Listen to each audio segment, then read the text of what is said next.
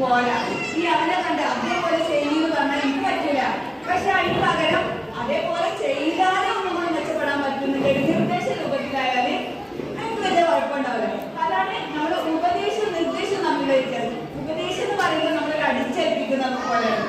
നിർദ്ദേശമാകുമ്പോഴോ അത് നല്ല രീതിയിൽ തന്നെ പറഞ്ഞ് മനസ്സിലാക്കി കൊടുക്കുക.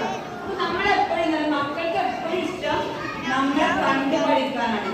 നമ്മൾ പറയുന്നത് പഠിക്കുന്നു പറഞ്ഞാൽ മക്കൾ പഠിക്കോ? കുട്ടികൾക്ക് ഒരു 4 പ്രാവശ്യം വന്നാലും ഫുഡ് കഴിക്കുന്ന മക്കളുണ്ടാവും, ഇല്ലാത്ത മക്കളുണ്ടാവും. പഠിക്കാനായാലും എല്ലാവരും നമ്മൾ